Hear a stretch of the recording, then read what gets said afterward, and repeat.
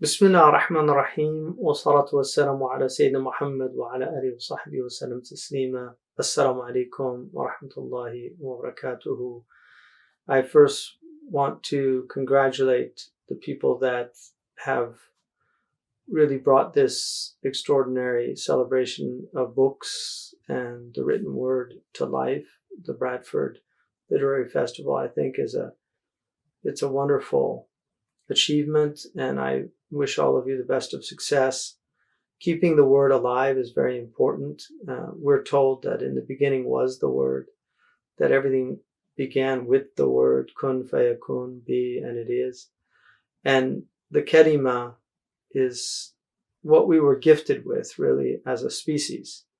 What makes us human and what makes us distinct from the other creatures on this planet is the level of sophistication that our language holds. Other creatures can clearly communicate with one another. The bee communicates to its drones and does her little dance to show where the flowers are. Ants certainly have some levels of communication. We know that whales are communicating with one another. Birds seem to communicate also. Certainly our cats communicate to us their needs through their constant whining when they don't get what they want. But what we have is the ability to abstract, to take the universal out of the particular, to speak really about the most complicated and complex things in the world. Ideas like liberty or justice or compassion or mercy or forgiveness. Ideas that inspire us, and also ideas that relate to the dark side of our human condition, like tyranny and oppression and racism and sexism and misogyny. But the fact that we can speak about these things, we can articulate what's in our hearts, is a great gift. And books are one of the ways that we're able to convey that to people that come after us. And this is why it's quite stunning that civilizations preserve all of that knowledge and transmit it to the future generations through the protection of the written word. And our civilization, the Muslim civilization, and I can say the Western civilization, because those of us that are in the West, whether originally or as immigrants to the West, this is our civilization, because whatever's good in any civilization is, according to our Prophet ﷺ, it's the property of the believer in good, the believer in God. And wherever they find it, they have more right to it, because they'll use it for the betterment of themselves and of society. So it's a great civilization that we have, and that we have acquired through migration. One of the most important subjects, and a much neglected subject in our current world, is what is called metaphysics. Metaphysics originally was actually an editorial choice. Metaphysica was how the book on metaphysics of Aristotle was placed after the book on physics. So he actually called it the first philosophy, which is really the philosophy of being. Why there is something rather than nothing. What is the one? What is the many? How do they relate? What is the essence of things? And what are the attributes that make up those essences? And what's the difference between an essence and an attribute? These are the great topics of metaphysics. And metaphysics is actually ends in theology. So it's really a preparatory study to arrive at the cause of all causes, which is the first cause in metaphysics. And so the modern people, because of the materialistic world that they have, as Laplace, when he wrote a book called Mécanique Céleste, which is the celestial mechanics. He was an engineer and an astronomer who wrote a book, several volumes, and he gave it to Napoleon. Well, Napoleon read it. Napoleon, in his own right, was somewhat of an intellectual, but he read the book, and he asked him, how can you write a book about the heavens and there's nothing in it about God? And Laplace answered him, he said, I had no need for that hypothesis. And that really sums up the modern attitude towards God. In other words, we can explain things now without God. This is the basic premise of materialism. And yet, there's something that strikes most of us as just unacceptable there. The idea that something can come out of nothing. This is the fundamental argument of the kalam cosmological argument, is that you can't have an infinite regress, and you also can't have a circular type of situation. So the chicken or the egg.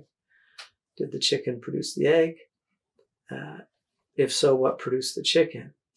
If the egg produced the chicken, what produced the egg? This is the kind of circular reasoning that drives people mad. So that idea of getting back to the science of metaphysics is actually really important, because everything comes from that basic understanding. If you only have a view of the material world, if that's all there is, then you have limited your entire perspective on what can be seen, felt, touched, tasted, heard. That's it. That's your world. Despite the fact that even our physical scientists tell us that 90% of the universe, we know it's there, but we can't see it. So even they acknowledge. Or the fact that they talk about these subatomic particles that they've never seen, but they know they're there. So they too have a faith in unseen things. And the idea somehow that metaphysics is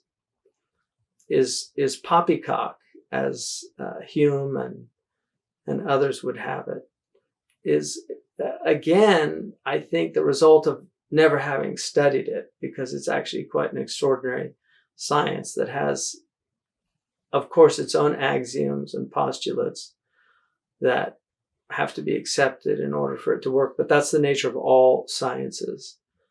You cannot do Euclidean geometry without accepting his definitions, his axioms, and his postulates. So we have started our curriculum series with really looking at where we should all start, which is, where did all this come from? And what is behind it? And what is sought from us? So to that end, we have just, alhamdulillah, produced a book by my brother Faraz Khan, who's a young, relatively young theologian, mutakallim in Arabic, and somebody who studied for many years with some serious scholars of this science, and has translated and annotated a very important work by Imam al-Śābūnī, which is the al-Bidāyah. So it's the beginning, really, of theology. It's looked at from a Central Asian perspective, which is called the Maturidi school, which differs slightly from the other kalam schools in the Islamic tradition. The Mu'tazilite, obviously, the what are called the rationalists sometimes, and then the Ash'arites, or the Ash'a'ira, who are between naql and aql. They have rationalist aspects, and then they have traditionalist aspects. So he has translated this and annotated it, and has some really, really excellent appendices that deal with, for instance, a very good explanation of the kalam cosmological argument, which is really, in some ways, the last argument standing. It's an argument that was developed by Muslim scholars, Muslim scholastics, and is now used by Christian apologists for their own tradition. So the very formidable theologian William Lane Craig, who did his PhD on this argument and has always acknowledged the Muslim contribution to this argument, to his credit, despite the fact that he is also a polemicist against Islam. But he is a formidable intellect. He's a well-trained philosopher, and I think he's done a great service by promoting that argument, because while believers do not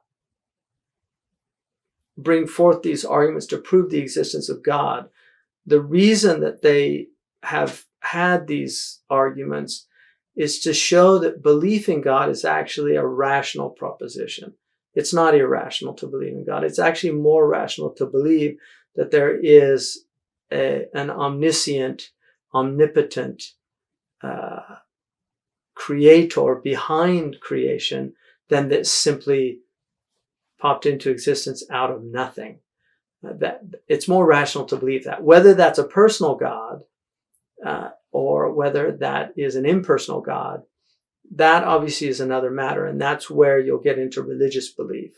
But there are many people, like deists, for instance, people that did not adhere to any particular religion, that nonetheless did believe that there was a source behind this that was intelligent, knowing, and purposeful. So I think for most of us, because of the providential nature of our lives, we actually have concluded that there is a personal God. Prayers are answered, not always the way we like them, but prayers are answered. And so I hope people will look at this work. It's a very worthwhile piece of scholarship.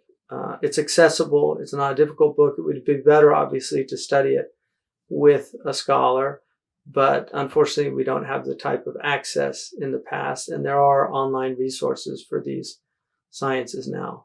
But it is an accessible book, and I think there's great benefit in it. So I really hope that you'll support the Zaytuna Curriculum Series and perhaps purchase this book, which goes also to supporting more works like this. And in conclusion, I just again congratulate the sponsors and the people behind this Bradford Literary Festival. And we should celebrate books, and we should celebrate knowledge. And وَبِذَلِكَ فَلْيَفْرَحُوا خَيْرٌ مِمَّا يَجْمَعُونَ.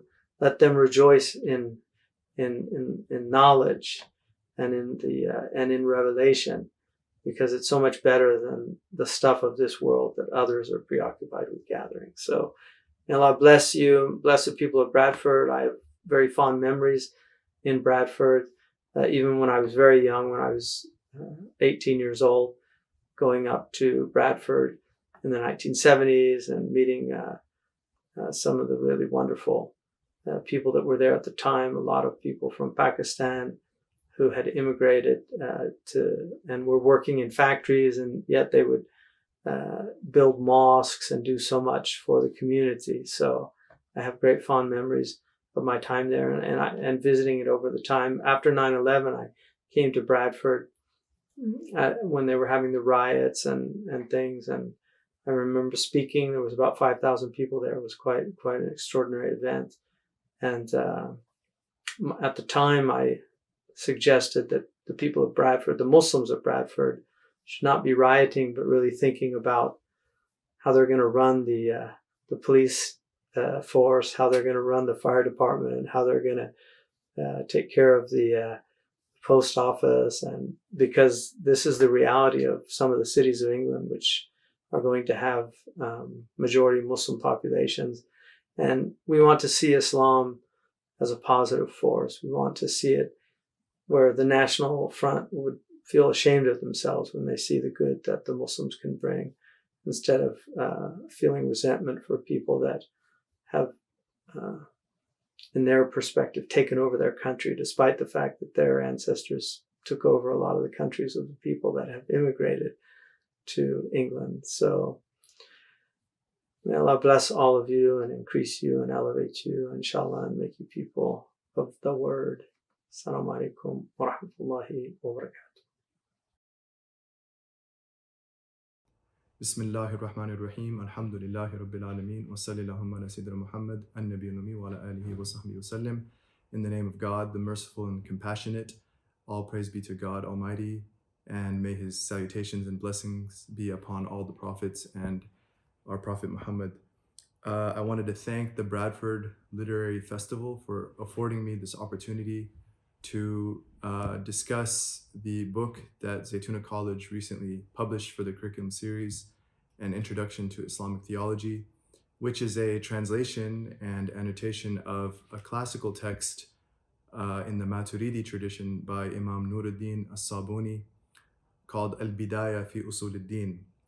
And in this presentation, I'll be reading excerpts from the introduction, and it's divided into three topics. The first is kalam itself, which is the discipline of Islamic theology or Muslim scholastic theology. The second theme or subject for this presentation is specifically the Maturidi tradition, so the school of thought that Imam Sabuni, the author of the text, was working from and explicating from. And the third subject then is the bidayah itself, the text itself, and its importance and relevance. So in terms of ilm al-kalam, Muslim scholastic theology, Muslim scholastics recognized metaphysics as the beginning of authentic religion and its foundations, or uśūl al-Dīn, an Arabic term used in the Islamic intellectual tradition for the discipline of theology. Other terms for this subject include Tawheed, monotheism, al-Fiqh al-Akbar, the greater jurisprudence, in comparison with Islamic law, which was deemed the lesser jurisprudence, given that law stems from theology and is rooted in it, Aqidah, creedal theology, and, as it is most well known, kalam, discursive theology. A notable difference in the Abrahamic faiths is that theology in traditional Christian or Jewish discourse encompasses topics that in the Islamic tradition are located outside of kalam. For example, in sciences such as the principles of jurisprudence, usul al-fiqh, Quranic exegesis, tafsir, and Sufism, tasawwuf, which comprises both ethics and mysticism. Specifically, kalam deals with tenets of faith pertaining to realities divine, prophetic, and eschatological. So one of the key purposes of kalam is really to safeguard, protect the inherited creed, the creed, Islamic creed that was inherited from the earliest Muslims, students of the Prophet Muhammad himself, peace and blessings be upon him, as well as to explicate and exposit on the details of the creed, as well as its implications, often in reaction to new ideas that emerge, which we will discuss now. And so some of the purposes of kalam were to define the contents of faith, to show that this creed is possible for the mind to accept, that there's nothing absurd or inconsistent, and as well as to provide reasons and proofs for people to be personally convinced of the creed. The earliest Muslims, though, did not engage in formal theology or enlist rational demonstration to defend creed. While the Quran contains rational arguments for some creedal tenets, the Quranic style is not argumentative in a dialectical sense. Rather than philosophize about monotheism and its implications, Islam's early adherents pursued realization and righteousness. They sought only to serve God and seek His pleasure, and they understood that a slave simply hears and obeys. Indeed, they saw the power of authentic religion to be experiential and transformative. God's presence is evident through His wonders and signs, ayat, which imbue the world and the lives of humanity. The early Muslims were concerned with correct actions, which they viewed as immortal good deeds, baqiyat salihat, that would await them on Judgment Day, when humans are held accountable for their actions on earth. They had absorbed the Quranic message that this worldly life is merely the soil for planting the seeds of the next life. In addition, their immediate challenges were existential, because the nascent Muslim community was constantly aggressed upon. So besides worship and spirituality, their focus was on matters ethical and political. Philosophical exploration of theology and developing a formal theological discourse were not a priority because they were not a necessity. As the contemporary theologian Tim Winter, also known as Sheikh Abdul Hakim Murad, notes, the universal mercy of the Prophet Muhammad, peace and blessings be upon him, at one level entails a religious teaching of, quote, great simplicity, whose basic features initially appeared rather uncomplicated as a reflection of, quote, the simplicity of an Abrahamic and primordial monotheism, Millah Ibrahimiyya Hanifiyya, marked by an iconoclastic rejection of idolatry, a call to repentance, and an unshakable trust in the justice and mercy of God. Yet over successive generations, as Islamdom continued to expand and grow, Muslims became directly exposed to the theological traditions of other religions. They were introduced to novel philosophical questions and new doctrinal challenges when they encountered an influx of converts from earlier traditions, as well as influences from the systems of thought of late antiquity, such as Hellenism. Numerous Muslim intellectuals adopted these views and modes of reasoning, resulting in a colossal and sustained torrent of ideas that spawned new sects, and for scholars who were heirs of the prophetic tradition, threatened to seriously undermine sound exegesis. Winter explains, quote, monotheism, however, is never as simple as most of its advocates would wish. Its inbuilt paradoxes, which had already exercised and divided Jews and Christians, ensured that most Muslim thinkers came to recognize the need for a formal discipline of argument and proof, which could establish the proper sense of a scripture which turned out to be open to many different interpretations. The trigger in almost every case was the need to defeat the whims, ahwa, of heretics and innovators, end quote.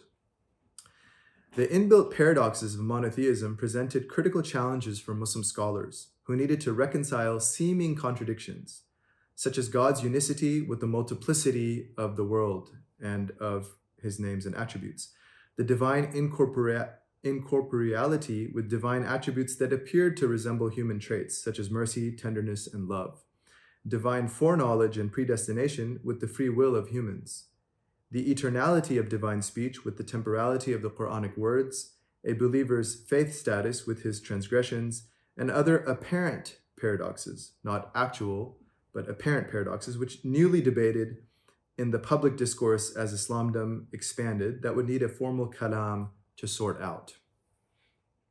Over the next century, several independent thinkers and novel sects arose, with a vast spectrum of opinions within and between the groups. These sects included Mu'tazilites, Khawarij, Shia, Qadarites, Jabarites, and Murji'ites. The Mu'tazilites had 20 subgroups, each of which anathematized the rest, and the Khawarij also had 20 subgroups. Anathematization without scholarly sanction and due process had already led to internecine conflicts, resulting in violent rebellion within the Muslim community. For the scholars committed to preserving the prophetic teaching, Sunnah, it became evident that a formal science of dialectic was needed, one that was rooted in both reason and scripture, aql and naql, in order to defend the exegesis they had inherited from the Prophet's companions, God be pleased with them all, and to clarify the implications of agreed upon tenets. Hence, they worked to explicate the transmitted creed in a monumental framework of new cognitive frames and doctrinal exposition to meet the intellectual challenges of their era, without undermining or diluting the heritage bequeathed unto them. These scholars, who represented the broad consensus of the Sunni tradition, Jama'ah, called themselves the people of the prophetic way and mainstream consensus, Ahlus Sunnah wal Jama'ah, and came to represent normative Islam and its orthodoxy, while divergent sects were recognized as bearers of heretical innovation, Ahlul Bidāyah.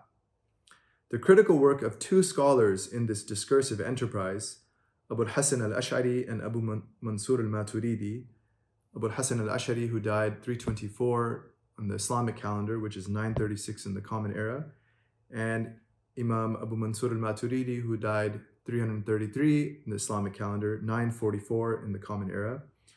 The critical work of two scholars in this discursive enterprise, Imam Ash'ari, Imam Maturidi, launched the eponymous schools of the Ash'aris and the Maturidis, which represented this orthodoxy. Formal kalam, first initiated by the Mu'tazilites in their rational explanation and defense of novel doctrines, was appropriated by the Sunnis to deeply elaborate and explicate the Islamic creed and, in so doing, refute the opposition. So that is a basic introductory summation of the science of kalam, some of its historical context, how and why it emerged, and the main schools, the two main schools of Sunni kalam being the Ash'ari and the Maturidi schools. So what about then the Maturidi tradition, our second subject for the presentation? Early Muslim Transoxania, Central Asia beyond the Oxus River, was the cradle of a robust intellectual milieu in both the rational sciences and transmitted scriptural knowledge of Islam. The predominant school of law was Hanafi, which is the school of Abu Hanifa, who died in the year 150 or after Hijrah in the Islamic calendar, 767 in the Common Era. The predominant school of law was Hanafi with its intricate juridical methodology and distinctive interpretive principles. In the science of prophetic sayings, hadith, the greater region of Central Asia was the place of birth or origin of all 6 authors of Sunnism's seminal works on the subject: Al-Bukhari, Muslim, Ibn Majah, Abu Dawood, At-Tirmidhi, and An-Nasa'i. Even outside of Islam, the region was host to a multitude of religions and schools of thought: Zoroastrianism, Manichaeanism, Buddhism, Judaism, Christianity, and more. One anecdote from the life of the philosopher Avicenna, Ibn Sina, speaks to the countless ideas to be found there. Invited to the region to tend to the medical needs of the Sultan Nuh ibn Mansur, Avicenna was recompensed with permission to conduct research in the Bukharan Imperial Library. He later described how each library room was designated for a separate field of inquiry and recalled the myriad books of the ancients he found there that he had never seen before, nor would see thereafter. And both of these points were mentioned by Dr. Sherman Jackson in his important book on Islamic theology, Islam and the problem of Black suffering. This dynamic intellectual ambiance in Islam's 3rd or 9th century served as the backdrop of the scholastic work of Imam Abu Mansur Muhammad ibn Mahmud al-Maturidi. Born in Maturid, a small village on the outskirts of Samarkand in modern-day Uzbekistan, he was educated in jurisprudence and theology and legal theory in the Hanafi tradition, with the direct chain of transmission to their master Abu Hanifa from the town of Kufa in Iraq. Al-Maturidi's main teachers include Abu Bakr al-Juzjani and Abu Nasr al-Ayadi, who were taught by students of the students of Abu Hanifa. So Imam Maturidi, his teachers had studied under the students of Abu Hanifa directly, or with one intermediary. So the teachers of Juzjani and Ayadi were students of Abu Hanifa's students. Al-Ayadi was especially recognized as a venerable theologian of Samarkand, having authored a treatise on the divine attributes, rebutting therein Mu'tazilite doctrine in a somewhat rational kalam form, and also a text defending the Prophet's companions from disparagement. God be pleased with them. Although both subjects were traditionally espoused by Sunnism and Proto-Sunnism, Al-Ayadi's 2 works were unique and possibly the first of their kind in the Eastern Hanafi tradition, as previous creedal works simply listed tenets without any kalam-style refutation. It is not unlikely then that Al-Maturidi himself was influenced by his teacher not only in what he learned, but also in the use of formal reasoning in a dialectical form. Al-Maturidi later authored texts of presumably immense influence upon Hanafi scholasticism, such as Ta'wilat Ahl Sunnah on Sunni hermeneutics, an extraordinary exegesis on the Quran, Kitab al-Tawheed, the Book of Monotheism, a masterwork unprecedented in its systematic treatment of theology and style of argumentation, and dozens of short doctrinal treatises refuting predominant heresies of this time. Although accounts of al-Maturidi's life are notably scant, his influence on Islamic thought is momentous. Clearly, his intellectual heirs directed their attention more to his theological contribution than to his personal biography.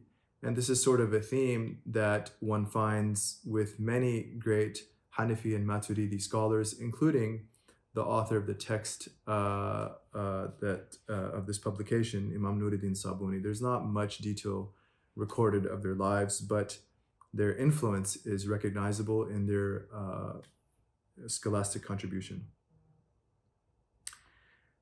Having inherited the Muslim creed from his Hanafi forebears, al-Maturidi devoted his scholarly pursuits to preserving and defending that creed.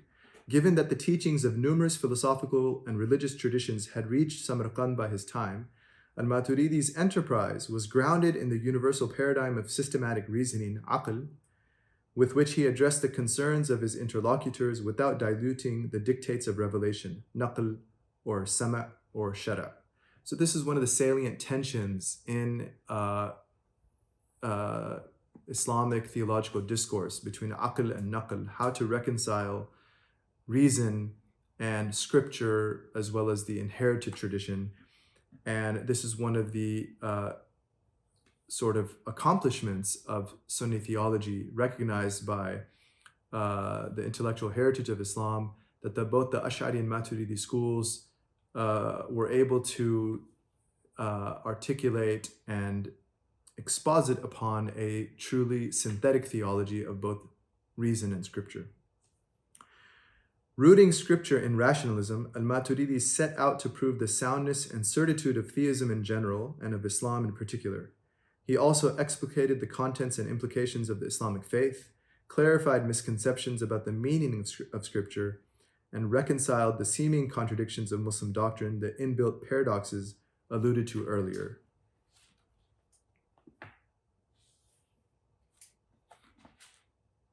And his book, Kitab al-Tawheed, really his magnum opus, served as a template for subsequent Maturidi literature in its overall form, thematic content, and dialectical nature.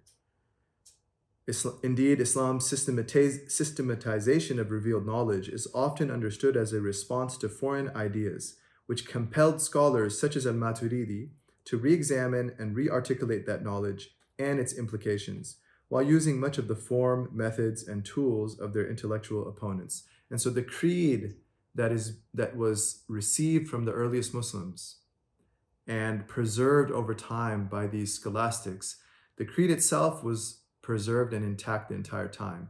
But oftentimes in the dialectic with various groups and new ideas, some of the forms, the tools, the methods of those interlocutors would be appropriated and then used to defend and exposit upon the inherited creed.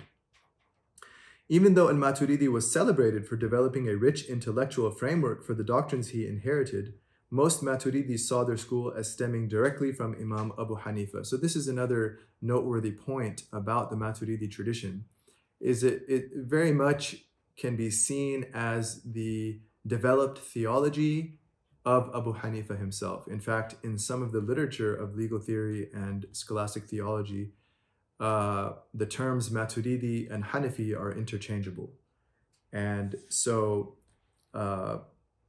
if one wants to ascertain what Abu Hanifa, likely his view on a point of creed, then the Maturidi tradition would be a fair source to ascertain that.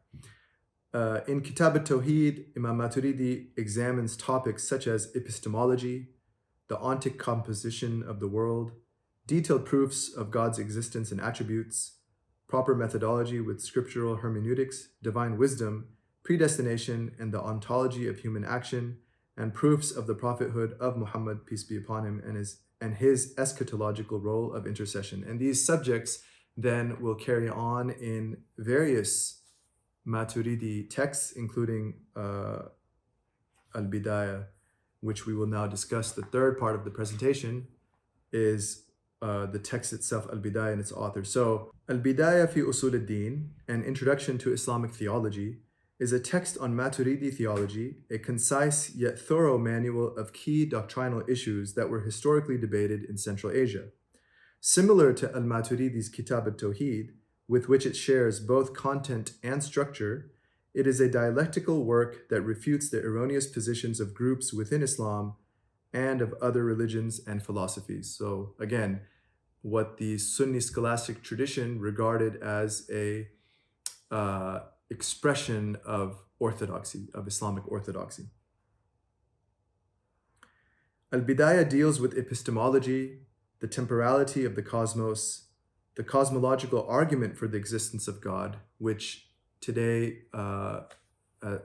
as a term coined by the Christian theologian William Lane Craig, is called the kalam cosmological argument, and of which there is an appendix in this publication summarizing much of Craig's work, as well as examining primary sources of both the Ash'ari and the Maturidi traditions, and looking at some of the dialectics regarding the kalam cosmological argument today in contemporary Western philosophy. So again, the bidayah deals with epistemology, the temporality of the cosmos, the kalam cosmological argument, a term that is today coined today, the divine names and attributes, divine dissimilarity from creation, evidence of the prophethood of Muhammad, peace and blessings be upon him, and many other issues.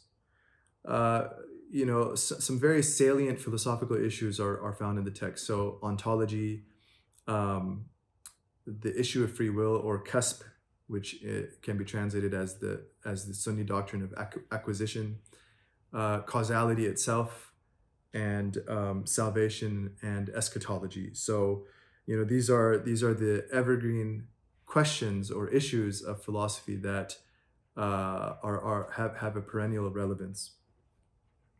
The discussions in the text are uncomplicated and unencumbered by technical terminology, and the positions of orthodoxy are presented with rational and scriptural evidence. Again, this reconciliation or synthesis of aql, reason, and naql, scripture and tradition, along with rebuttals of critiques from within and outside of Islam. The text is taught to this day in certain regions of Hanafi scholasticism, such as Turkey. The author of al-Bidāyah fi uśūl al-Dīn is Nūr Abu Muhammad Ahmad ibn Mahmud al-Sabuni, or Imam Nūr al-Śābūnī, a foremost 6th/12th century Maturidi theologian from Bukhara in Central Asia. He came from a wealthy and noble family, devoted his life to the pursuit of Islamic sacred knowledge, and was blessed to perform the holy pilgrimage Hajj. He studied Hanafi law and legal theory and specialized in kalam, having mastered in particular Abu Mu'in al-Nasafi's Tabsirat al-Adillah fi uśūl al-Dīn. This work that Imam Sabuni mastered as in his formative years of Islamic education, Tabsirat al-Adillah, the author is Abu Mu'in al-Nasafi, who died about 70 years before Imam Sabuni. So he died in the year 508 after Hijrah on the Islamic calendar, which is 1114 in the Common Era. So he's a fascinating scholar, and the text that Imam Sabuni mastered, Tabsirat al-Adillah, is really regarded as one of the greatest works of metaphysics, not only in the Maturidi tradition, but in all of Muslim scholastic history. And it really is, on par with the giants of the Ash'ari tradition, their scholastic contributions. So, for example, al-Ghazali or Baqillani or others, several scholars regard the Tabsirat al-Adillah of Abu Mu'in al-Nasafi as on par with the great contributions of the greatest metaphysicians of Islam. And interestingly enough, Abu Mu'in al-Nasafi died right around the time of that Imam Ghazali died from the Ash'ari tradition. So Ghazali dies 505 after Hijrah in the Islamic calendar, which is 1111 in the Common Era. Abu Mu'in al-Nasafi 508, 1114, and they're really, one could regard each as a tremendous, impactful metaphysician that shaped subsequent discourse. So if one, the Maturidi tradition is perhaps arguably best exposited in the Tabsirat al-Adillah, and that is the foundation of al-Bidāyah fi uśūl al-Dīn, because that's really the text that Imam Sabuni mastered.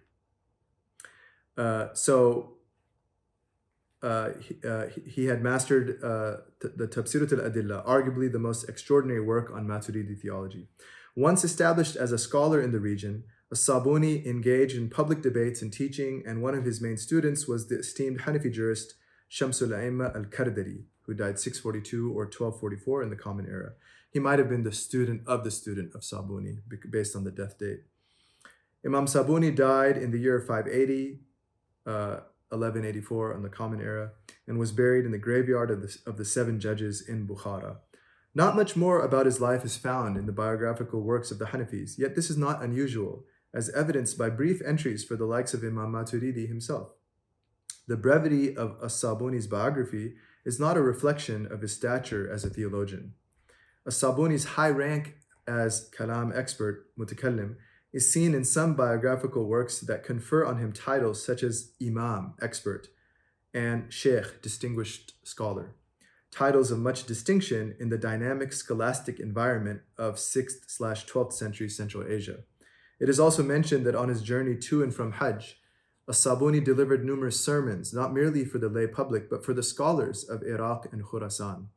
More significant is that al-Sabuni is mentioned by the celebrated Ash'ari metaphysician Fakhruddin al-Razi, who in his travels to Central Asia engaged in public debates with several local Hanafi Maturidi scholars and judges. The academic scholar Fathullah Khalif points out that in his memoirs of those journeys and dialectics, al-Razi mentions no theologian by name among his interlocutors except Nuruddin al-Sabuni, with whom he engaged in 3 of his 4 debates on kalam. One might infer from that exclusive reference that al-Sabuni possessed unique prominence in the region as a theologian. However, the mark of al-Sabuni's eminence to this day is his oeuvre of 3 textbooks and the excellence exhibited therein. So he wrote the Bidāyah, which is translated in this publication, as well as al-Muntaqa min Ismat al-Anbiya, the immaculate selection regarding the infallibility of prophets, and al-Kifaya fil Hidayah fi uśūl al-Dīn, which is his larger work on theology, of which the Bidayah is a summation. Yes. It is perhaps fitting to conclude with a note regarding the relevance of al-Bidāyah and of classical Islamic theology in general to the intellectually caustic climate that Muslims and all theists face today. Western philosophy has undergone radical shifts from the Age of Enlightenment into postmodernism, and its defining characteristics now include skepticism, moral relativism, and critical theory, while theism has come to be seen as antiquated or outright irrational. The philosophical upheaval of traditional metaphysics was accompanied by disquieting scientific findings such as quantum indeterminacy, and novel paradigms and proposals such as Darwinian evolution and superstring theory. Compounding that, the past century has witnessed 2 world wars, numerous painful revolutions, alarming climate changes, and persistent global poverty, the collective pain of which has weighed heavily on humankind. Media and technology unwittingly thrust the suffering from all corners of the globe into our lives, causing deep crises of faith among large numbers of people, and transhumanism threatens our very humanity by dismissing the existence of a soul or a spiritual reality of the human person. Like al-Ash'ari, al-Maturidi, al-Ghazali, al-Razi, and other philosophical theologians of Islam, theists today face unprecedented thought currents and psychological trauma, both of which might challenge one's belief in God, and even one's belief in what it means to be human. Yet, the metaphysicians of yore clearly conceptualize the challenges of their time and engage in a rational discourse with their interlocutors to faithfully express the prophetic legacy in their eras. And therein lies the demanding task before theologians today, not merely to reproduce the debates of the past, using their forms and methods alone, but to formulate a genuine contemporary kalam with contemporary tools and language that engages the questions, concerns, and misgivings of modernity. The traditional kalam must serve as a foundation upon which modern discourse is built. The new chapter must be part of the same book. Yet more is needed. And just as the venture of classical Islamic theology has always been enriched by its engagements with others, so too may a contemporary dialectic propagate an even more robust discipline of theology for future seekers of reality, all the while reaffirming the creed of all prophets and messengers, peace be upon them, sent by God to man.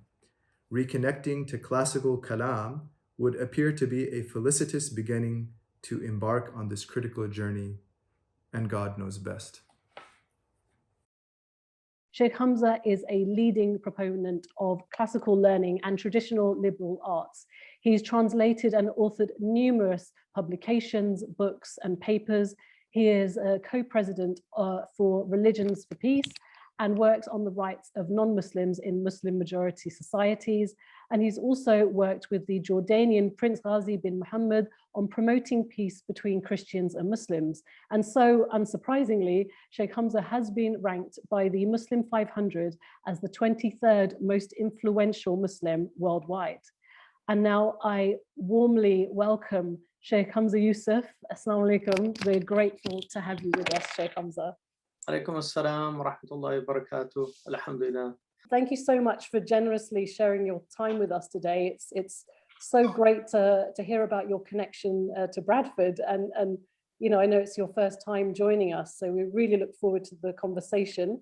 And we've allocated time for audience Q&A. So to everybody watching, please submit any questions that you have in the chat box, and we'll try our best to put as many questions to the Sheikh as possible in the time that we have. So Sheikh, as a gateway into our conversation, would you tell us more about the thinking behind Zaytuna Curriculum Series? Yeah, what's the purpose and what's your vision for how it might shape seekers of knowledge? Well, yeah, Bismillah ar-Rahman ar-Rahim, wa sallallahu ala Sayyidina Muhammad wa ala alihi wa sahbihi wa sallam tasliman kathira. Alhamdulillah, first of all, congratulations on this effort. I think it's a really important effort. There's an interesting hadith about the Day of Judgment where we're told, Iqra warqa. In one riwayah it says, Irqa wartaqi. Read and rise. And it's about the people are told to read what they know of the Quran, and they rise in manzila, in station, in accordance with the amount that they can actually read from that. And so there's a relationship between reading and between elevation. And books historically were extremely important part of the Islamic tradition and civilization. Every great civilization, without exception, is founded on a book. And without that foundational book, sometimes it might be more than one, but generally it's one book. Without that foundational text, there really is no civilization. Without the Quran, there is no Islamic civilization. Without the Iliad, there's no Greek civilization. Certainly without the Bible, there's no Western civilization. So reading is extremely important in our tradition. We in the West, because Islam, even though it's been here for a long time in different iterations, it's academically, intellectually, it's a relative newcomer. And for that reason, we don't have a lot of really excellent materials that you find, for instance, in other traditions. So for instance, in the Buddhist tradition, there's actually an extraordinary amount of really, really exceptional materials because of the wars with the communist countries that the West has. So a lot of intellectuals went into South Asian studies, East Asian studies, and from that you got converts to Buddhism, and just, I think, a lot of really phenomenal work. I mean, Thomas Cleary is a really good example of that, of somebody who just, I think he's translated over 70 works, and they're just really, really finely produced and beautifully translated. So we have a civilization that obviously the West has been interested in, and in some ways we are a Western part of the Western civilization. So undeniably, Islam has had a huge impact on the West. I mean, certainly Peter Adamson, the great Muslim, the great scholar of Islamic philosophy in the West now, Peter Adamson has pointed out that one of the most influential philosophers in Western history is Avicenna, and so there has been a great interest in the Orientalist tradition of our intellectual tradition, and there was, I think, some good works done in that area. Irwin's book, A Lust for Knowledge, is a really interesting book about that. But in terms of really good critical editions of our works with good translations, there's not a lot out there. It's changing undeniably. And I think Faraz Khan's contribution, Sheikh Faraz's contribution is an example of that. I mean, it's a really excellent piece of scholarship. It's well annotated. The Arabic is, I think, a really excellent edition of the Bidayah. So our goal is really, I mean, partly I see the Islamic civilization, to use an analogy, is like the Titanic that hit an iceberg, and so now there's the dash for the lifeboats, and then you ask yourself, what books do you want to take on that lifeboat? Like, what books are absolutely essential for our spiritual survival, not just our bodily survival. And so that's kind of how I viewed it, of looking at what's really essential. And so you have subjects that are essential, and then you have the products of the masters of those subjects that are essential. And so the curriculum series, as we're doing it now, I'm looking at creed, at fiqh, at akhlaq, the fundamental aspects of our religion, and then looking also at the books that just are worth everybody having some knowledge of. I mean, there's certain books in human history that everybody should have some knowledge of, at least of their existence, if not having had read them. And then there's also the 12 through K, which is the next step of that. So the first step is really identifying, translating. Not all of them are going to be translations. We have 5 Arabic books that are going to be published in this coming year, inshallah, that are already done. They've been typeset, and so it's a matter of raising funds for them. So I'll leave it at that for now. You might have some follow-up questions. Thank you so much. That was a brilliant overview. Just looking at the emergence of kalam, or Islamic scholastic theology, when it came to religious and theological exchange with other faiths, how did that challenge and shape and benefit Muslim thought?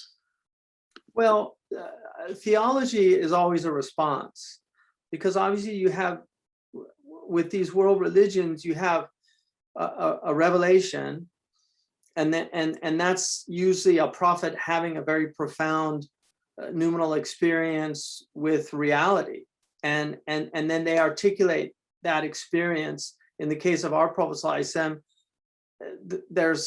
he's literally transferring a revelation from the unseen into the seen verbatim. And so it's not through his own words, which was a very weak opinion early on. But our understanding is that the Quran is given to him, and over 23 years. So that initial revelation is then embraced by that foundational group, the Sahaba, and then the Tabi'in, and then the Tabi'in, and they spread all over the world. And the same happens with, with Christianity. You had Christ comes, Isa alayhi salam, and then the Gospels form. And if you read the Acts of the Apostles, it's very clear in Luke's narrative that how it spread, partly through just extraordinary miraculous events. The initial group was infused with a supernatural spirit that enabled them to just take it, and the Sahaba were like that. Where they went, people saw something and embraced it. But then you come up with the critics and the people that challenge it, and so that challenge creates a tension that forces responses to those challenges. So just an example of that, the Quran says that Jesus is the kalima of God, kalimatullah. that Allah alqa, that he thrust, or that was given to Maryam in the Annunciation, and that that the angel comes and tells her, that God is going to perform this miracle with her. That kalima then is that the logos, because Christians, when they heard, oh, you believe in Jesus and you're saying Jesus is the kalima, well, what is the kalima to you? Because for us, the logos is eternal. And so is Christ co-eternal with the Father. So that forced Muslims to think about things that they hadn't thought about before, about the nature of kalam, like kalam Allah. Is the Quran kalam Allah al-Qadim, or is it created? And what is it? And obviously the dominant Sunni position was a very sophisticated understanding of differentiating between the eternal meanings and between the actual physical Quran that's in the world. So these are the type things that theologians have to grapple with. They grapple with challenges to their faith. And then obviously one of the major challenges to faith is theodicy, the problem of evil. Like, if God is all good, then why is there evil in the world? Because if he's good and all powerful, he could remove evil from the world. Why would he create a world with evil in it? So these are the type of things that theologians are forced to grapple with. And then they scour the revelation in search of understandings for those things, because the revelation, especially in the Islamic tradition, does not come down in an Aristotelian fashion. The Quran is not a linear type of book, even though there's a deep embedded linearity to it. Like you can see these deep relations. People like al-Biqa'i in his tafsir really bring those out. But the Quran is not like the Bible, where it's Genesis in the beginning, and then going through this tribal history of Bani Israel and their relationship with God, and then culminating for the Christians with the fulfillment of these prophecies in Isaiah and in Daniel and in other books of the Old Testament, where Jesus comes. And then the Gospels are literally like a 5-act play. They follow very, very closely a kind of Aristotelian format for a tragedy. So the Quran is not like that. And so theologians grapple with these things, and then they formulate creeds. So creeds come out of the need to address these issues, and then we get these extraordinary creeds. And rational theology, like kalam, is dialectical. And by dialectical, part of the problem is that a lot of these terms are domain terms. So they're terms that are understood within the context of the subject. So in the logic that our tradition adopted and taught and developed also, there's what they call demonstrative proofs and dialectical proofs. So demonstrative proofs are, it's like a squared plus b squared equals c squared. If you take the Pythagorean theorem, you can prove that, as Euclid did in his book 1, in that 47th proposition. He proves the Pythagorean theorem, QED, like this has been demonstrated. That type of proof is not, it's rare. In mathematics it's common, but in qualitative subjects, proofs tend to be dialectical, which are persuasive proofs, sometimes poetical or even oratorical proofs. So dialectical proofs don't have the same level of certitude that a demonstrative proof has. And so when the scholars set out to, quote unquote, prove the existence of God, what they were showing dialectically was belief in God is a rational proposition, that it's not irrational to believe in God. It's more rational to believe in God than it is to think that this merely came out of nothing. And so that is really where the theologians have a contribution.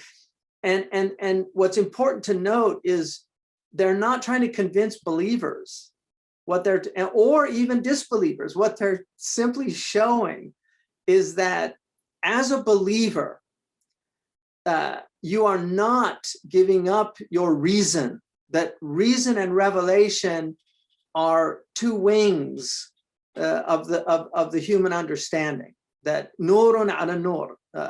Fakhruddin says, nurun ala nur is revelation on reason. Thank you for that. You know, some people may get nervous around the word renewal and Islam, and we face new challenges all the time. They'll get nervous around which word? Sorry. Renewal. Yeah, tashdid. Yeah, and you know, we face changes all the time. We face challenges all the time, from gender identities to dilemmas over marrying outside the faith. So how should Muslims react, and how should they keep true to their traditional theology in light of these changing contexts and modern challenges? Well, the more things change, the more they stay the same. I mean, it's very important to read literature, great literature, not pulp fiction, but really great literature, because what one of the things that great literature helps you to understand is that a lot of the things that we're grappling with today are not new. We just think they're new because we're in the world, and most of us don't know history. We don't know how previous peoples, the type of things they were grappling with. But materialism has been around for millennia. People forget Karl Marx did his PhD on Greek materialists. He was just reviving the tradition that Socrates spent his life refuting. And for 2,500 years in the West, Socrates' narrative won out over the materialists. Well, now the materialists are back, and we don't have a lot of Socrates around to dispel the kind of sophistry involved in a lot of these arguments, but they're not new arguments. Gender dysphoria is not a new thing. I mean, you had this, the ancient Greeks had these problems. So like, all you do is have to read history, and you'll see that there's nothing new. In fact, Elaine Paglia, she did her dissertation, I think at Yale, she did her dissertation on androgyny, and shows throughout history that this has been around. It's not something new. And so these are periods of time that people go through. And, we just have to recognize that, we have to do our best grappling with these issues. But the thing about the thing for me, Islam is it's either true or it's false. And most people aren't willing to do the work to actually to become convinced of its truthfulness. They simply choose to reject it outright without really studying it. And it's amazing the type of things that are said about Islam by people that know nothing about Islam, that have never read the Quran. And even if they've read the Quran, how did they read it? Did they read it in translation? Did they read it with commentary? Do they really have a deep understanding of the incredible subtleties? I mean, we have a whole history of tafsir. Like, I have several bookshelves filled with tafsirs throughout the centuries of people that was their life. And these were not stupid people. They were brilliant people that were convinced of the truth of the Quran. And so, we as an ummah, many of us have inherited the faith, and there's nothing wrong with that. There's nothing wrong with trusting your parents. But you have to, to have a mature religious tradition, you have to grapple with those truths yourself and embrace them as your own, not as your parents. And that's getting out of taqlid. And that is not, a particularly easy thing to do. And most people have neither the time nor the inclination to do that type of work. But our tradition is a tradition that warns us about new things and innovations. And Muslims should just keep that in mind, that not to succumb to whatever the zeitgeist might be, no matter how tempting it is, because the perennial truths of Islam are true in every time and place. And I would distinguish between what I call transhistorical. This is something a word they do not like in academia, but I would distinguish between transhistorical truths and then historical contingencies. So for instance, if you look at some of our great scholars, they have many transhistorical qualities in their writings that any generation can read them and find sustenance. But then sometimes they have things that are just, that was the zeitgeist, and they were people of their time in those opinions. And you'll find that. And so for us, the challenge is always to see what are those transhistorical truths. Now, there's an argument of, and this gets into a kind of, I don't know about England, but in the United States, we have these constitutional debates about, like, people that are strict constructionists, that they believe that the actual the Constitution should be interpreted as it was understood by the people that wrote it. So we have to look at what the original intent was, and that's how we understand it. There's other legal theorists that are called living constitutionalists, and they say, no, you have to interpret it as a living tradition.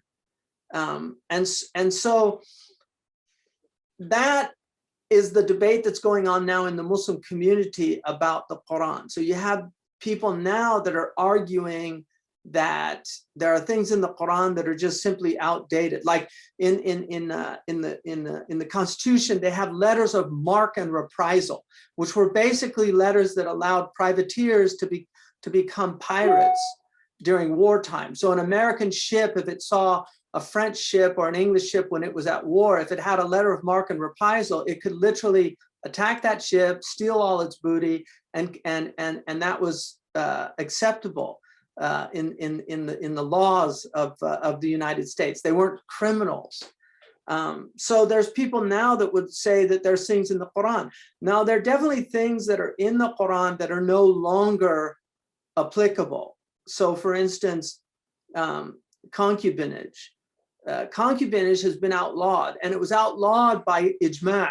Like all of the Muslim states signed on to this, the ulama accepted it, and slavery was abolished. So this idea that you can just come and revive something like they did in Iraq with the ISIS people, they went against the ijma' of the ummah. And arguably Islam, the revelation is clearly indicating that to free slaves is a virtuous thing. And so getting rid of slavery is one of the maqasid of the Sharia, because hurriya is the origin, it's the foundation. Slavery is arid, it's accidental, it's not essential. Thank you so much. I remember many years ago, like the first article I read about you, it was in The Guardian. I was at secondary school, and it was the first time I'd ever heard a Muslim scholar speak about the ancient Greeks in the way that you did. And yet the development of Islamic thinking has been influenced by ancient Greek philosophers, and you've mentioned Aristotle already. So how much do Muslims owe the ancient Greeks for Islamic thought, and how much should we be cautious with? Well, I think the Greeks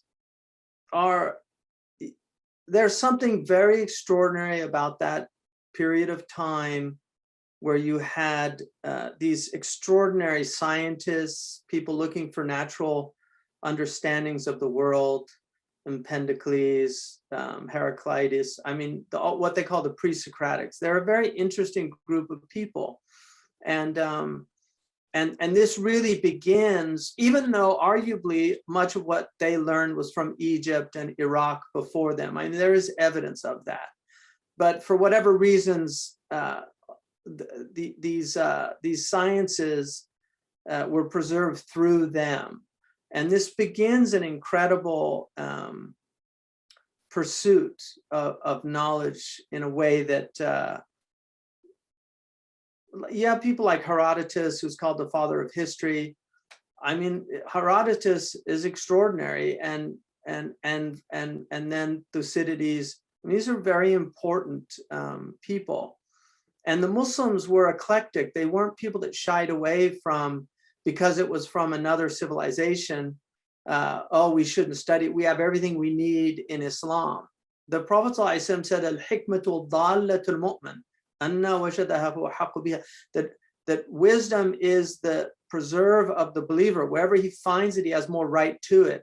And this is why Muslims are very eclectic. They went into India and they studied the Indian sciences. They went to Persia. They got medicine from Jund Shapur. They were very influenced by the schools.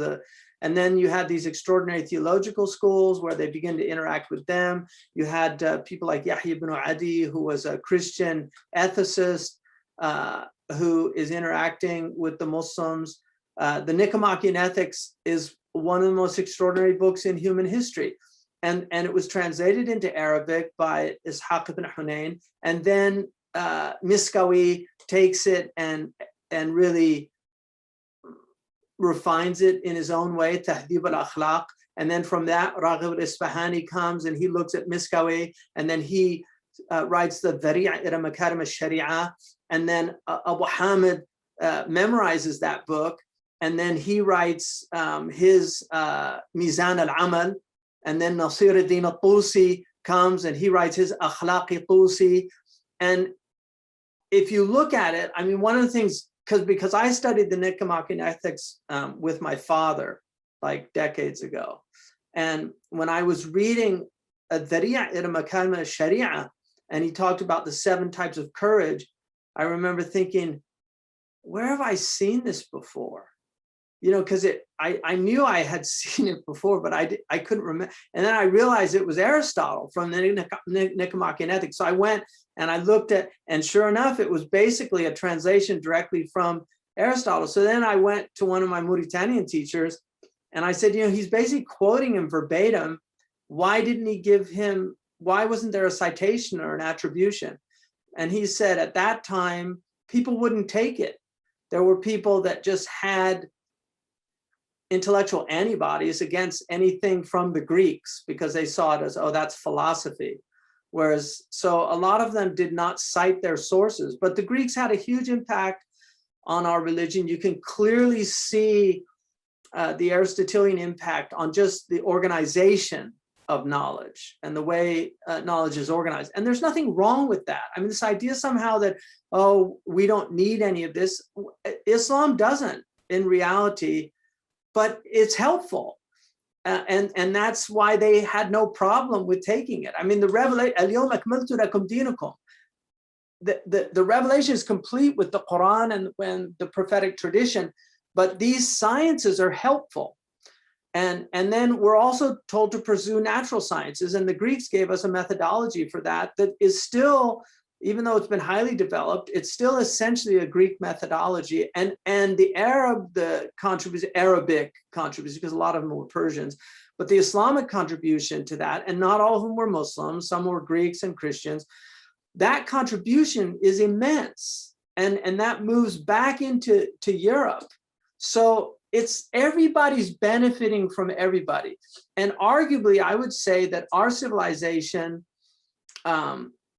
gave more to Western civilization than the Greeks themselves. I mean, I honestly believe that. I don't think I'm like the father in My Big Fat Greek Wedding that tries to prove that everything goes back to Greek. I mean, I think there's, if you look at George Sarton's book on the history of science, which is still one of the most important books ever written on that subject. I mean, it's 5 volumes. The 2 major volumes, it's all Muslim scientists, all of it. So Western science, phonetic, they didn't have phonetics until the early 19th century they started thinking about phonetics. Tajweed was a science centuries ago. Muslim mapped the vocal, the entire vocal apparatus, the points of articulation, the qualities of letters. They had dental sibilants, all of these things at modern phonetics. If you look at Owen's book on the foundations of grammar, one of the arguments that he makes is that the 19th century Orientalists, people like Wright and Thatcher and others, were not capable of understanding a lot of the Arabic grammar books because they had so much of modern linguistics in them.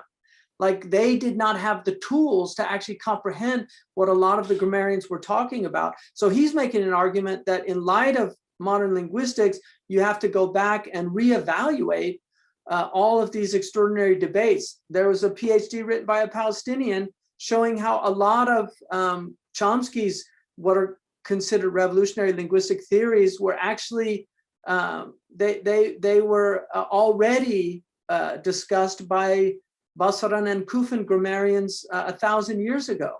So I think people can't imagine how advanced the Muslims actually were. The level of advancement, the things they were discussing, the things they were talking about. I mean, one of the things that David Berlinski says in his book on human nature is that he says that today in academia, you cannot deviate from a lot of the official doctrines without being completely canceled. People like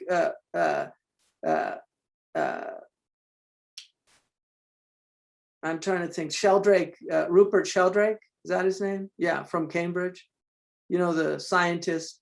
Yeah, anyway, somebody like Rupert Sheldrake, who's a complete, or Paul Feyerabend, who was at Berkeley, you know, these are considered heretics. Whereas he said, if you went back 1,000 years ago to Baghdad, you would find the conversations among scholars at that time were far more diverse and enriching than a lot of the so-called dogma that's taught today in universities. So we tend to think that we're the champions of free thought, but in fact, if you deviate, very often you're completely considered an idiot and canceled and declared a heretic.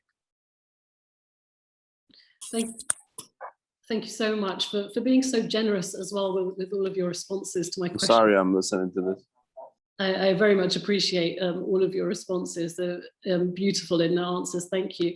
I read a quote. It's been attributed to Imam Ghazali. I hold my hands up. I'm not sure if it really is him.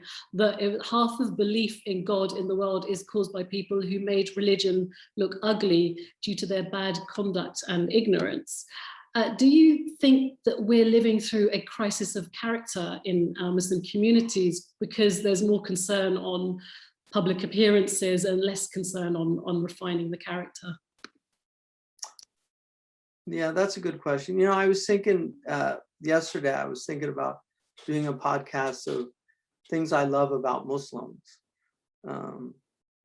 Because I think in a lot of ways, my own experiences have largely been very positive experiences with Muslims. And even though there's a lot, and I'm a great critic of a lot of the cultural aspects of Muslim societies, nonetheless, my own personal experiences have been actually quite positive.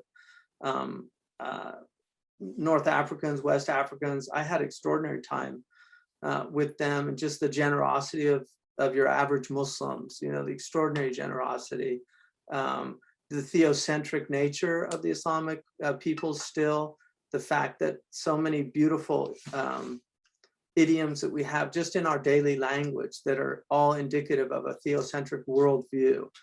Inshallah, mashallah, alhamdulillah, subhanallah, all these things that Muslims, they come trippingly off the tongue without much thought, just indicate how deeply dyed spirituality still remains in the Muslim community. On the other hand, there's the downside, which is a lot of the corruption, a lot of the character flaws that you were just remarking on.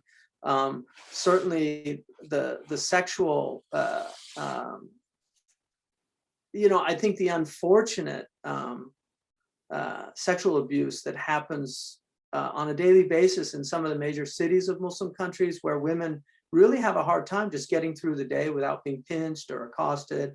And then, you know, they come to the West, and even though we have very high numbers of a lot of things, most people just in their daily lives are not going to experience those things. They'll tend to be out in nightlife, or, you know, or in a dorm where they shouldn't be at a time they shouldn't be, things like that, where those things happen. But just walking around, you're not going to have people following you around generally.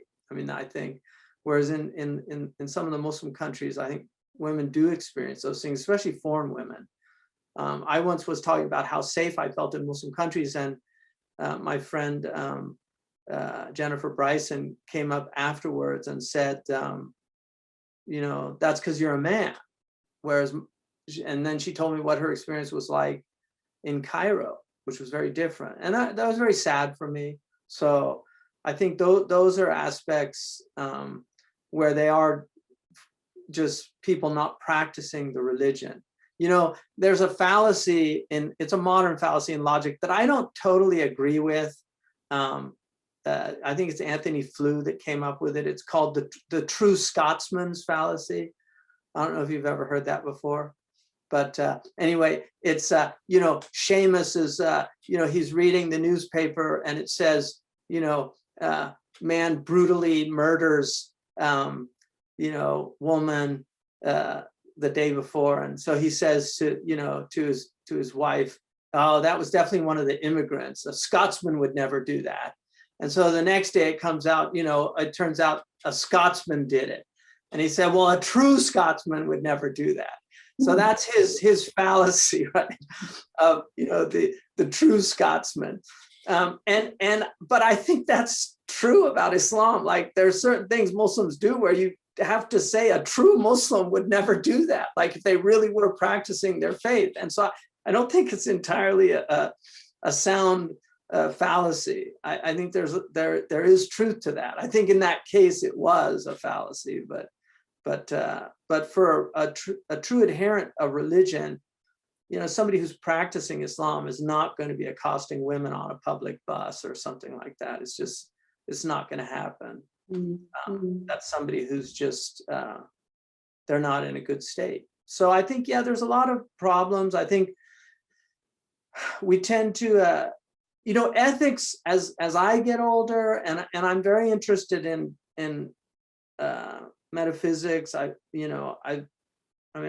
started getting much more interested. I studied it early with my father, and I wasn't interested in it because I didn't feel like I was ready for it. But when I got into my late 40s, it became much more interesting as a subject for me. But as I get older, I really feel that the real study is ethics, and I think understanding our ethical tradition, which in many ways has been absent for a long time. I mean, we tend to forget that fuqaha are lawyers. You know, we really forget that a lot of things that exist in fiqh are clearly coming out of a legal mind. Whereas if you have the legal mind divorced from ethics, in the same way as if you have economics, which traditionally was a branch of moral philosophy, if you divorce economics from ethics, you come up with horrible economic systems that are very exploitative and horrible. And the same is true, I think, for religion. If you divorce religion from ethics, and they can be divorced, and I think people forget that, because a lot of Muslims conflate religion and ethics. And so if they're not religious, they don't think they have to be ethical. Whereas they're really two separate things. And that's why the Prophet said, Man atakum yurdikum dinuhu wa khuluquhu. He said, whoever comes to you and his religion and his character impress you, fazawijuhu, then marry him. You know, that's, so somebody can have deen without character, and somebody can have character without religion. The conflation of the two is very dangerous. That's really important. Thank you so much for that reminder. I have so many more questions, but I will relinquish them and go to the audience Q&A. There have been many questions that have been coming in the remaining kind of 13 minutes that we have. A message has come in saying, Shaykh Hamza, how can the layman engage with the Deen as a living tradition and balance the need for taqleed, whilst also creatively engaging with its teachings, safely, in parentheses, in their various capacities, for example, in education or in the understanding of psychology? Thank you. That was from Nadia Khan. Okay, Bismillah. I mean, first of all, I would say that taqleed is very important, even though it tends to be madmoom, you know, it's a blameworthy state. But if that's your state, then you have to accept it. And we're all muqallidun in certain things. In other things, we might be mujtahidun. Ijtihad is just working out things. Like, for instance, determining whether or not you should do traveling prayers. That's an ijtihad. You're not a muqallid in that. You're a muqallid in how you determine it. Like if you know, if you're following one madhab, you know, like the Maliki madhab, the dominant opinion is 32 miles as opposed to 48, or 52 if you're Shafi'i. So those type of things, and that's all based on what a dhira', how many dhira' is it? Is it 2,000 or is it 3,000? That's where that comes in, the difference of opinion. But if you're following a madhab, if you're muqallid in a madhab, then, and there's a khilaf in the Maliki, you know, the Mauritanian tradition does what they consider to be the mashhur. So you'll get, even within the madhab you might get. But whether or not you're going to do the taqsir, shortening of the prayer, that's your ijtihad. That's called tahqiq al-manat in usul, where you're realizing the applicability of the ruling in your circumstances. So taqleed, you have to learn a basic tradition. You have to learn a basic creed. You have to learn basic fiqh, all those things. Like Ibn Ashir, which is a book that I translated. It's a really important Maliki text that gives you the basic fard'ain. Once you've learned that, then you can study whatever you want as long as it's a halal and beneficial thing to do. And so psychology is an area of study. It's an interesting area of study. Engineering, these are all fara'id kifaya. You know, they're considered collective obligations. We need engineers, we need doctors, we need, that's all. Oddly enough, it's in Bab al-Jihad in the Maliki fiqh books, those subjects, because that was seen as an act of you know, jihad, like to fulfill an obligation that need to be fulfilled. And in terms of just, there's a lot of interesting things happening in terms of tajdeed. You have, you know, somebody like Malik Badri, rahimahullah, he was Sudanese psychiatrist who was living in Malaysia. But he, you know, he looked at some of the classical texts on psychology and related them to modern psychology, because some of our early psychologists were discussing things that come very late. I mean, even if you look at the iteration of Freud of the id, the ego and the superego, I mean, that's essentially nafs al-amara, nafs al-lawama, nafs al-mutma'inna. I mean, it's basically the same. Muslims were talking about that. And even prior to that, Plato, the triune self, you know, the irascible, the concupiscent, irascible, and the rational soul. So these things are there's nothing new under the sun in that way. A lot of what people think, I mean, you know, there's amazing things happening in mathematics, but in the end of the day, mathematics is all computation. It's just different types of addition and subtraction. I mean, it really is. So you know, calculus, which is dealing with change and motion, hybridizes arithmetic and geometry, and algebra is an extension of geometry. So you can't get away from those fundamental realities that our civilization went very deeply into. And they're the most important things to know and to learn before you do the things one of the Sahaba was asking about gharaib al-ilm.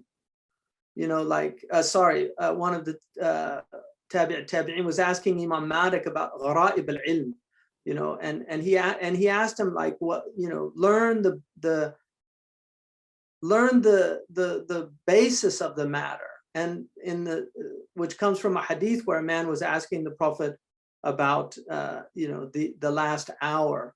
And he said, what have you done to prepare for it? You know, you can learn all the signs of the end of time, but if you haven't done anything to prepare for it, then you're going to be in trouble. Thank you. And another question comes in from Muhammad Al-Fatih. It says, how is the curriculum in Zaytuna College different from the curriculums in other Islamic colleges, for example, Al-Azhar or Ilum, is it, in Malaysia? Because he says that he wants to continue his postgraduate in Zaytuna, inshallah. Well, first of all, welcome. We have a BA program, and then we have a master's program. The BA program is really what I would call a traditional religious-based liberal arts program. And what I mean by that is that it's rooted in a faith, which is the Islamic faith, and yet it's studying through a tradition of qualitative and quantitative reasoning.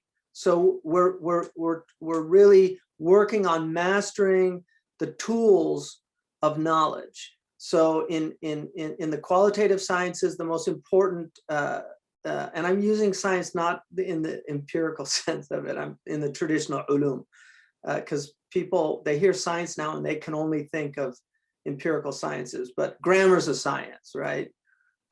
So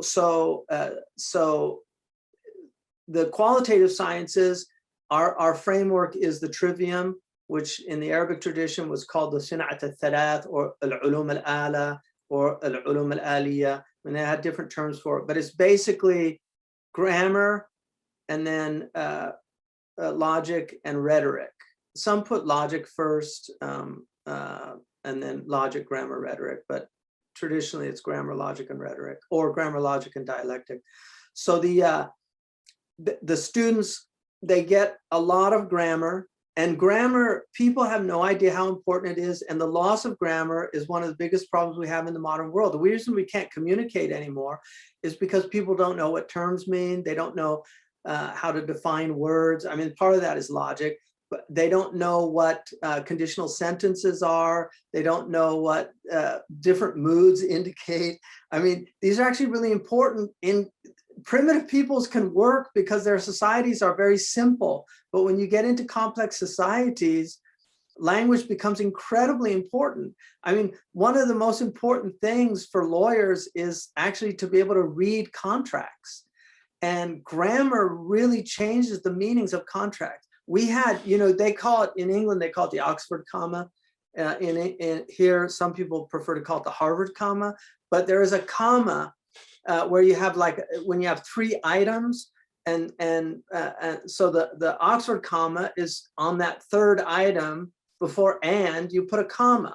So you can say, you know, science, comma, mathematics, comma, you know, or science, comma, technology, comma, and humanities are important. So when you omit that comma, that and becomes a conjunction that sometimes conflates the two, they're put together. So there was a case in Boston where a company lost, I think it was $12 million because of the omission of that comma, because they proved that the overtime was ambiguous enough to where they could make them two separate things as opposed to one thing.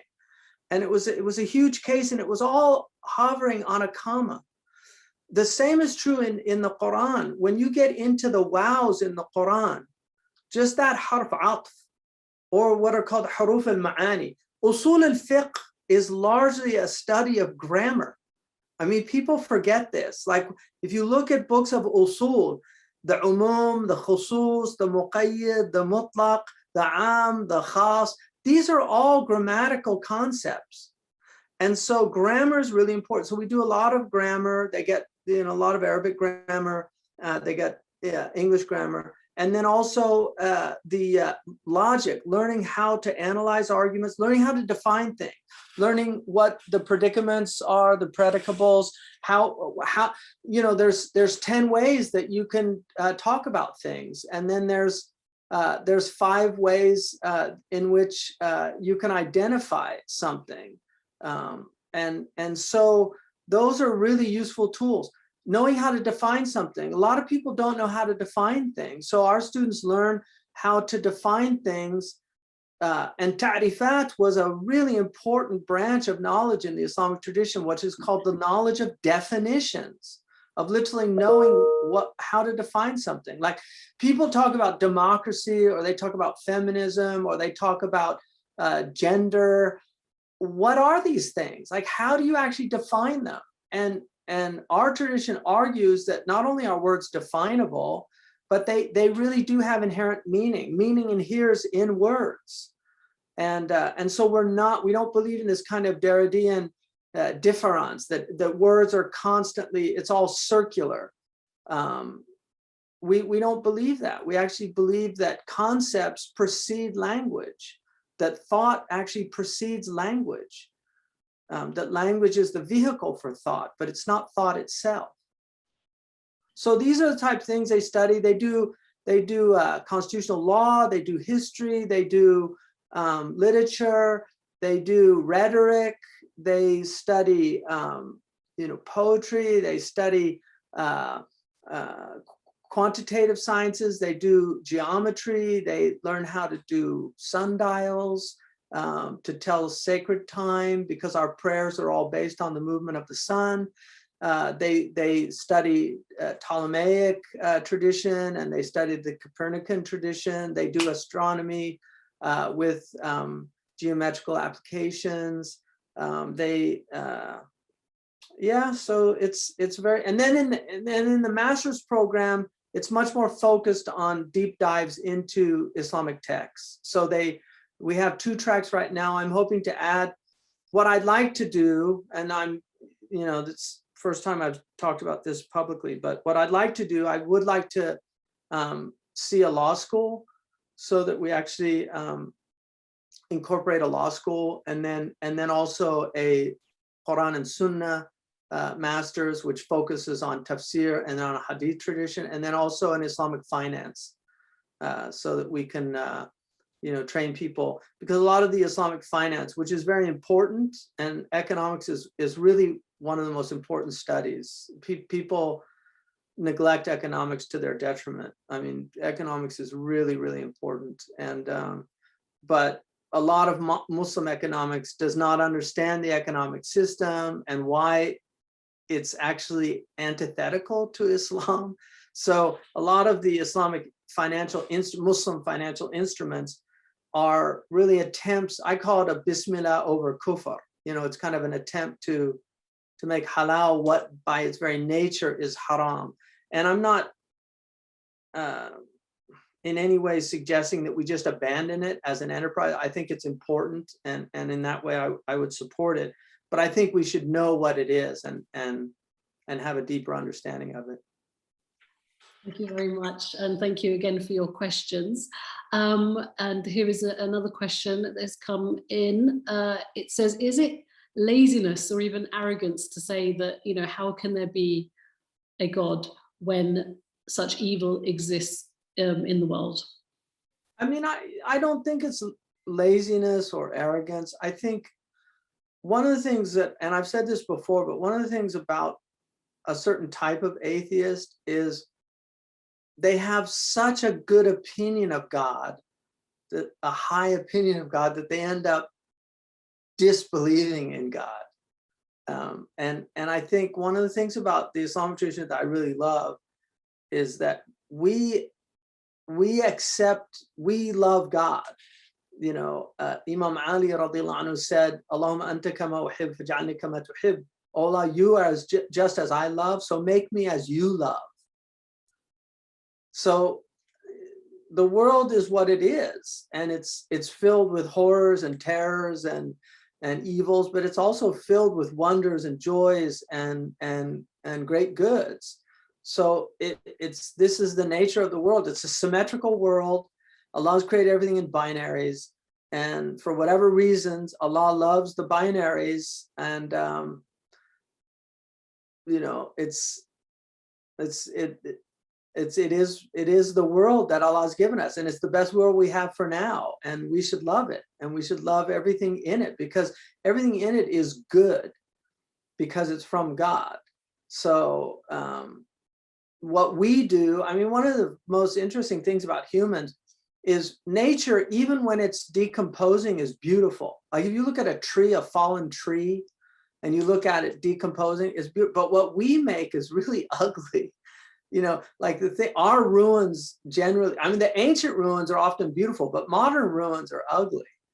So modern people just, you know, we've lost that sense of ihsan and beauty. And so I don't know. I mean, I just think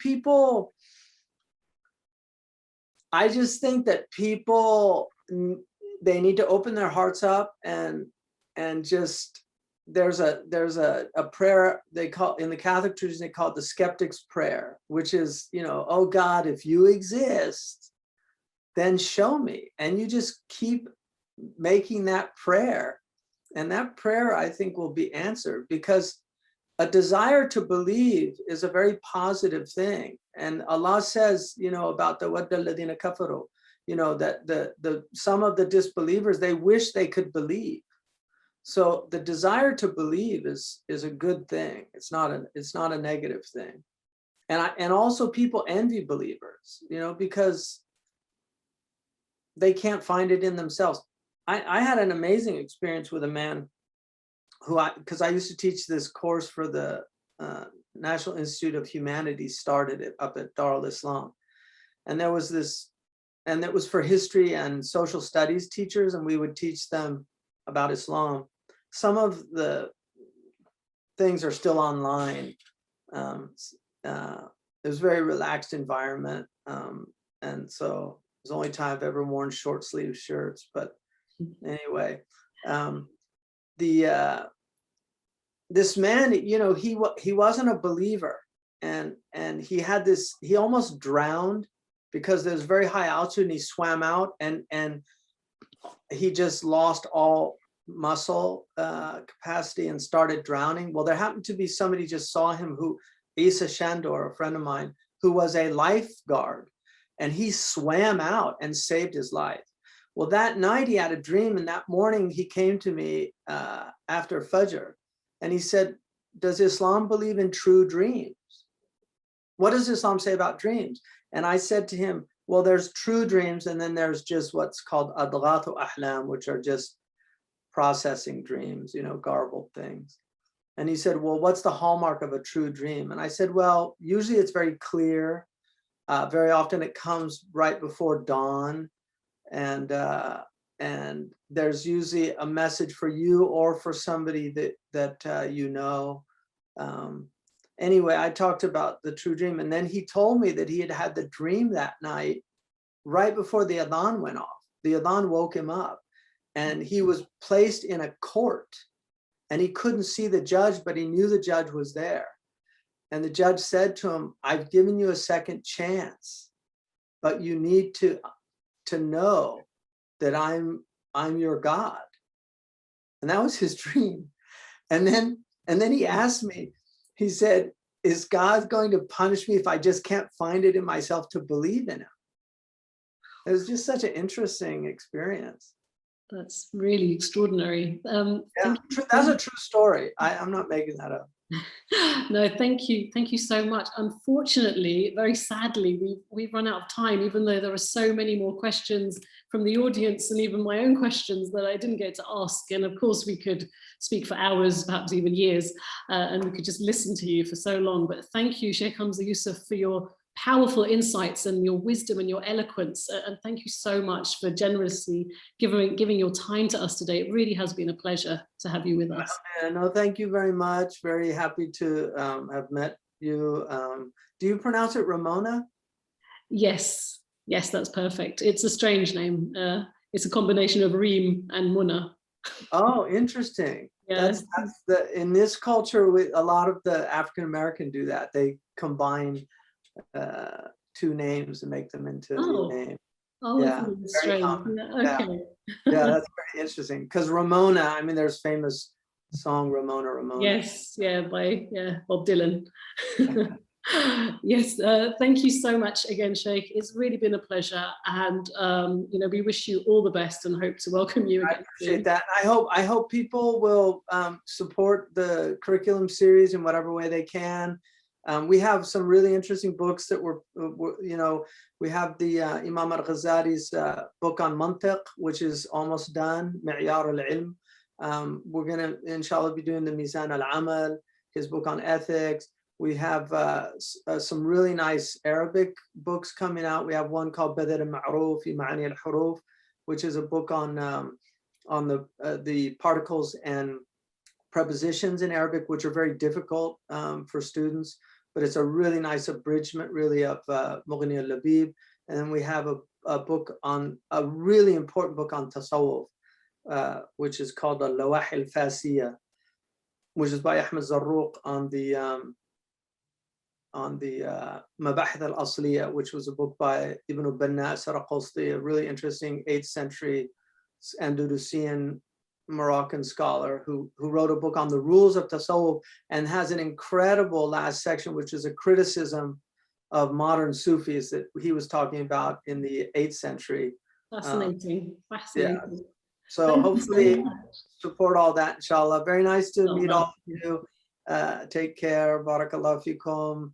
استودعكم الله and سبحانك اللهم وبحمدك أشهد أن لا إله إلا أنت نستغفرك ونتوب إليك. السلام عليكم.